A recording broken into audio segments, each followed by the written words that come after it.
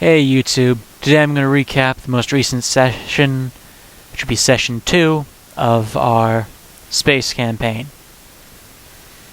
So the party has just fended off the greater pirates and receive a windfall, which is just me rewarding them for their writing of backstories. Didn't exactly fit in place, but the players got gold so they didn't mind. Most of them got gold. So, upon landing, the captain, named captain of the Iglesia, ship they're on, gave the drow a small pendant with the letters L.P. Which is not a short CD, it's just a abbreviation for lesser pirates, giving the indication that the ship they were on were in fact pirates who were being attacked by pirates. So that was my big introduction to pirates.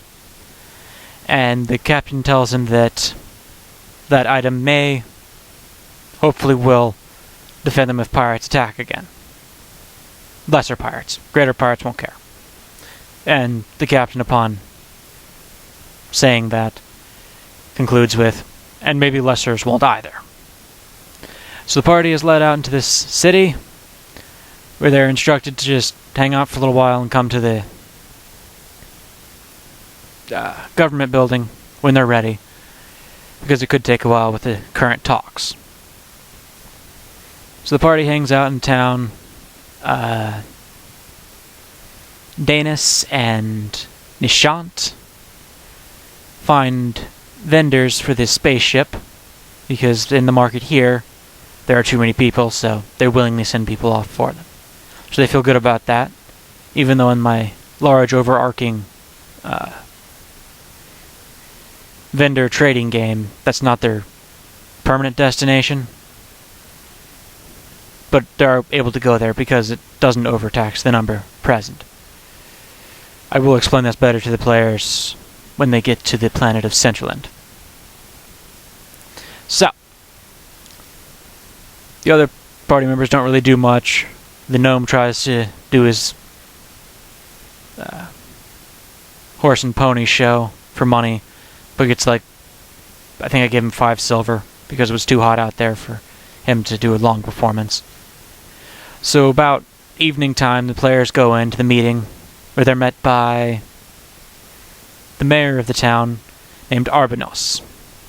Arbanos, who will be a bigger player much later on, is getting ready to run for the position in the Galactic Senate. The Galactic Senate, of course, one of the ruling councils over the Galactic Alliance. So, big power position he wants to go for there. As the location where the players are headed, seeking the lamp, if I didn't mention that already,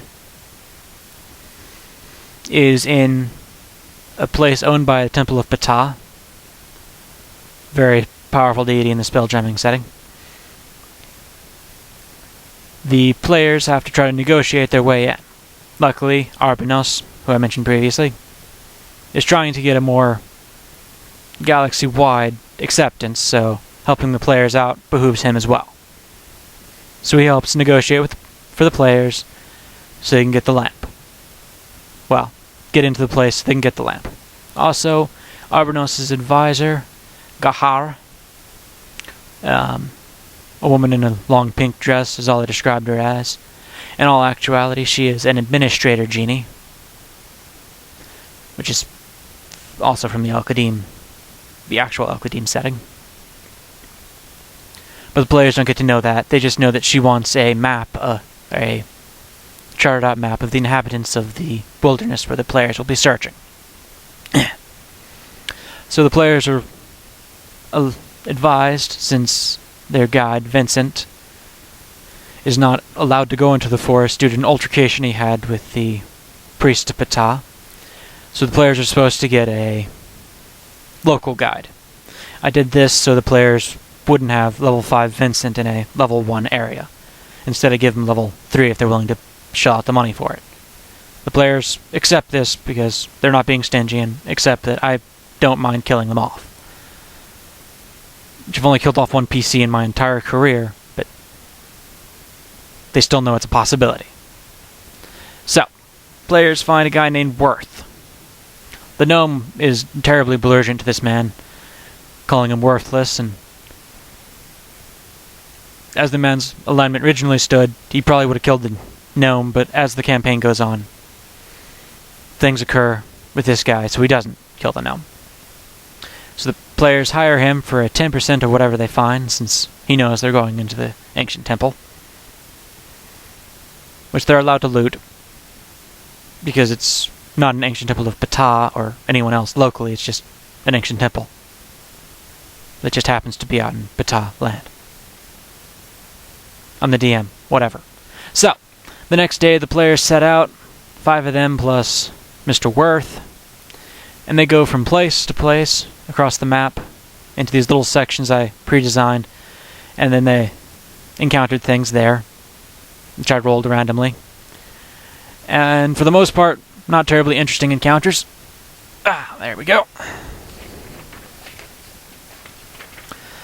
But they also encountered some giants, friendly giant village.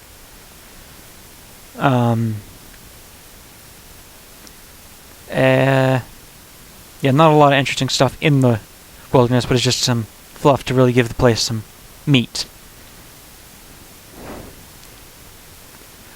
So, first day of travel, they do fine. The gnome packed extra and extra and extra on his water skins, so he's well hydrated, even there's a river in the middle of the section they're traveling across.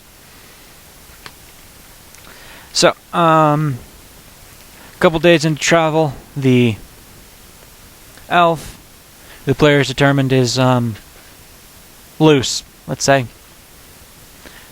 finds romantic comfort in the Worth, and because of this he looks more favorably upon the entire party and doesn't strangle the gnome in his sleep.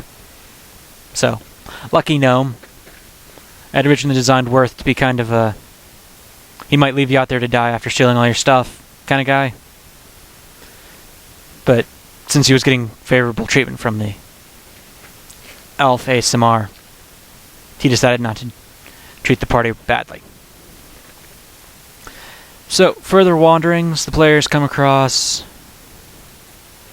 Where is it?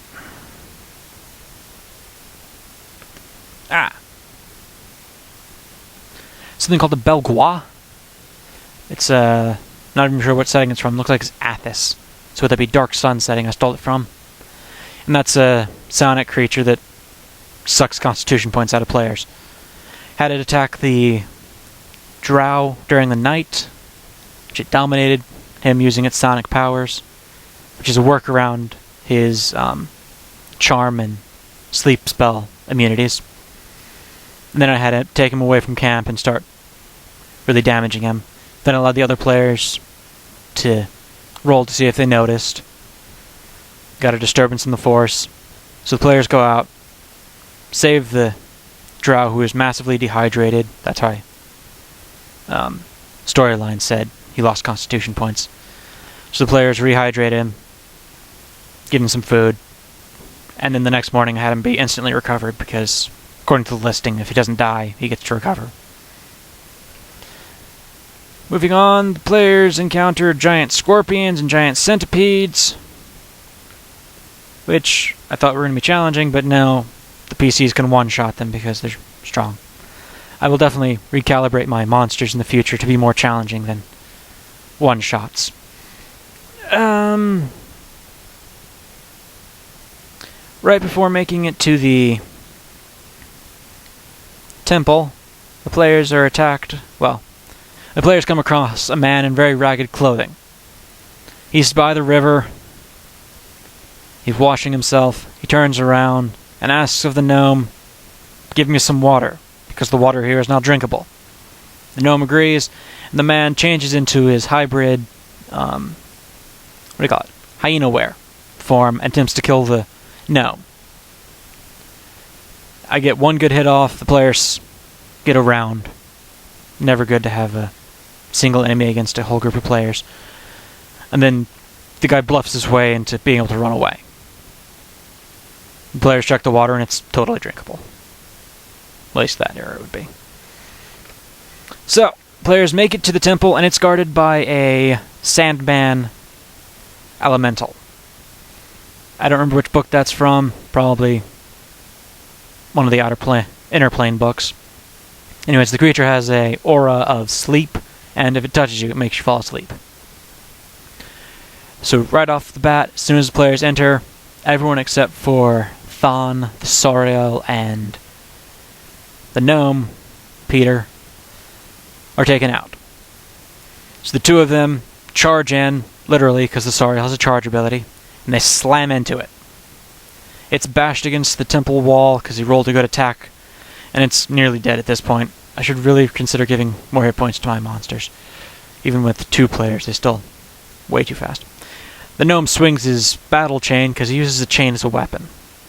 Which is really cool for something I had planned in the future, but sadly he can't hit crap with it, so it doesn't matter. So the Saurial does a punch-punch, tail swipe attack, finishes off the Sandman, and the other players awaken. And that's where we wrapped up that session, right there at the opening of the temple. Players check their inventory, and all of them realize they didn't bring any torches or anything, but they all had infravision, so they'll be able to enter as soon as they start the next session. So yeah, that is that session. Hope you enjoyed it. Until next time, talk to you later.